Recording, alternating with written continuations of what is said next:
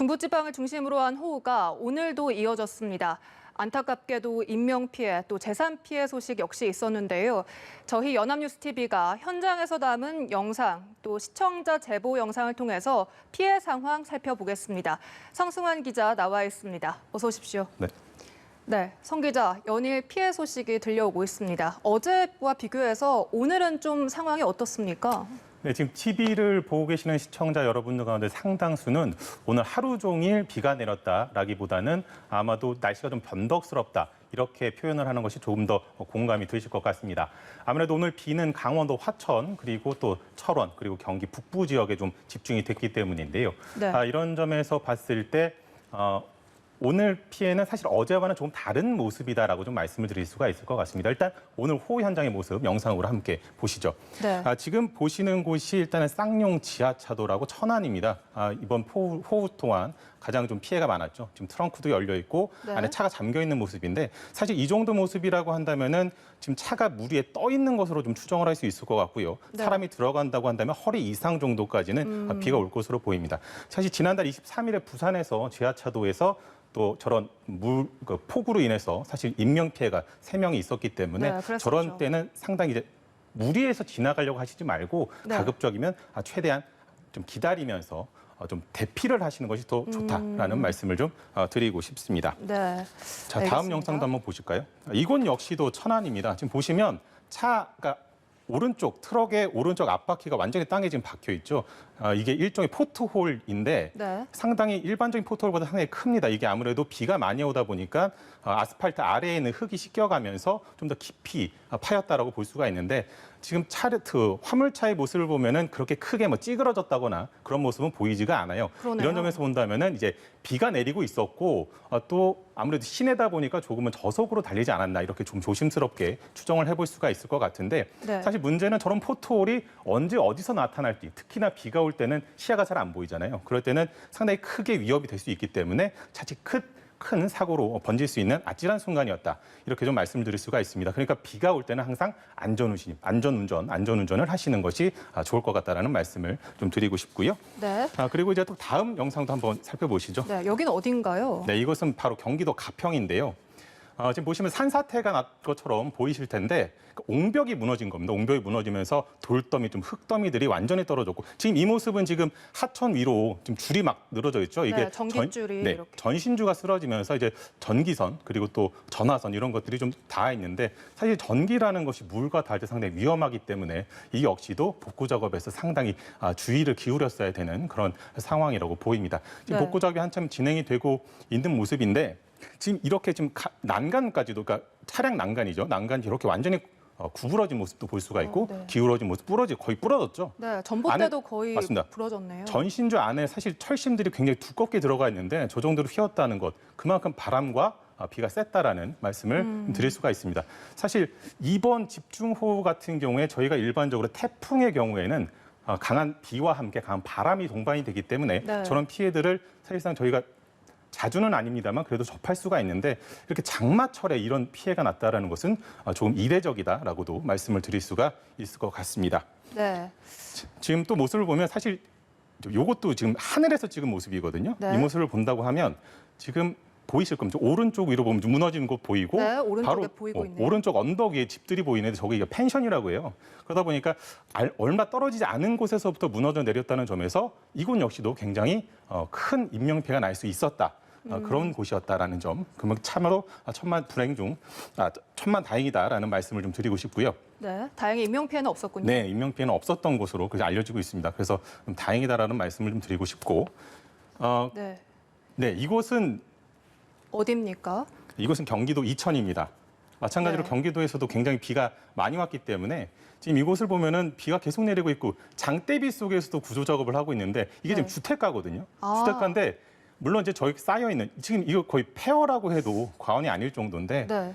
한마디로 비가 계속 오면서 뭐 산사태처럼 토사가 유입이 되고 그리고 지금 온갖 집기류나 뭐 거리에 있는 것들이 다 휩싸여서 특히나 저 나무들도 많이 부러지고 하면서 그런 것들이 휩싸이면서 전쟁터를 방불케 한다라고도 좀 과언이 아닐 것 같아요. 네, 그러네요. 그래서 지금 계속해서 지금 치우고 있는데 네. 사실 이렇게 도로가 주택가에 있는 도로가 저렇게 될 경우에는 주민들이 고립될 수밖에 없거든요.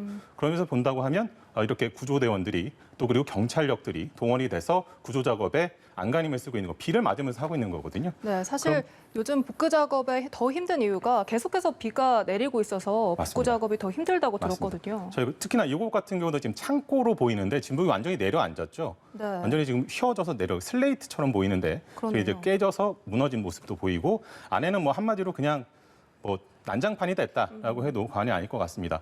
이게 불과 호우가 오기 전까지만 해도 사람들이 지내고 또 활동을 했던 공간이라는 점을 생각하고 한다면은 네. 이번 호우가 얼마나 강한 피해를 남겼는지 한 번 더 예측을 해볼 수가 있을 것 같습니다. 네. 조금 더 보시면 이제 마을회관의 모습도 조금 이따 나올 텐데요. 네. 이곳입니까? 네, 아, 마을회관입니다. 이곳에 지붕은 살짝 무너졌는데 지금 앞에 보면 집기류나 이런 것들이 상당히 좀 많이 나와 있는 마당에 나와 있는 모습을 보일 겁니다. 그 안에도 복구를 하기 위해서 다 끄집어내고 있는 그런 모습인 건데 네. 보시면은 많이 흙더미에 거의 쌓여 있는 모습, 묻혀 있었던 모습이죠. 그러니까 실내인데도 이렇게 흙더미에 묻혀 있는 모습이다. 특히나 이런 걸 보면 더 그렇죠. 네. 그걸 본다고 가구들이 하면 모두 흙에 덮여 있네요. 네, 네, 그렇습니다. 지금 보시면 또 이 안에 실내에서 이렇게 또 집기류를 밖으로 냉장고죠. 지금 밖으로 꺼내는 모습도 볼 수가 있는데 바닥을 보시면은 네. 거의 그냥 갯벌이라고 해도 과언이 아닐 것 같아요. 아. 이제 걸어 다니는 모습도 나오고요. 네. 이렇게 보면 이거를 이제 치워야 되지 않겠습니까? 그렇죠. 치워야 되는데 이렇게 뭐 플라스틱 삽을 또 동원을 해서 긁어내고 있고 또 보시면은 네. 이제 저 거센 물줄기로 지금 이제 닦아내는 겁니다. 닦아내면서 같이 이제 밀어내는데 네. 쌓여둔 흙의 양이 많으니까 흙탕물이 계속 들어오는 것처럼 그래서 네. 이제 저런 복구 작업에도 상당한 그 자원과 함께 인력이 소모가 된다라는 것을 좀 볼 수 있었던 그런 장면인 것 같습니다. 네. 한편 서울은 큰 비가 오지 않아서 그래도 좀 피해가 덜하지 않을까라는 생각이 드는데 어떤 피해 영상이 준비가 되어 있습니까? 일단 영상 한번 보시죠. 네. 지금 보시는 이곳 네. 어디 같으세요?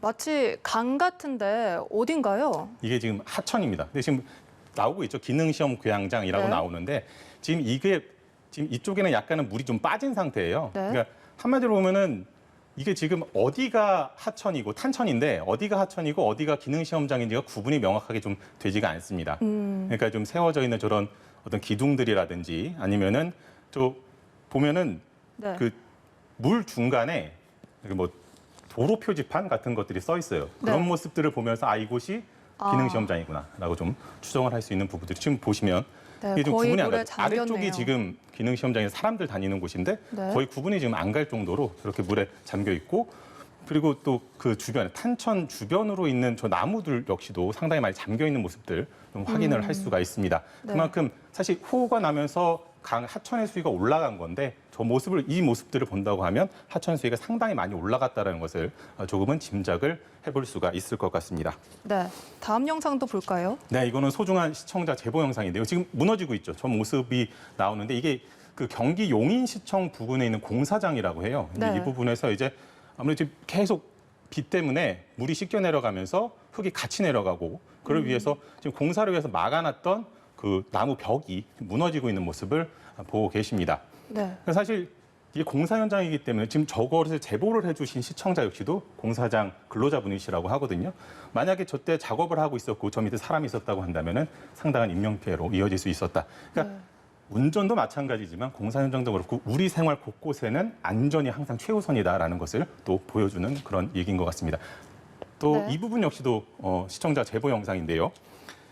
이것은 경기 가평이라고 합니다. 네. 지금 경기도 가평. 네, 이것 역시도 옹벽이 좀 무너진 모습인데 위에 보이는 이제 언덕에 있는 저런 집들에 있는 그 주민들이 또 고립이 됐던 모습, 그리고 옆에서는 또 구조 작업을 하고 있는 모습. 네, 여전히 그런 비가 모습들. 오고 있네요. 네, 여전히 비가 오고 있고요.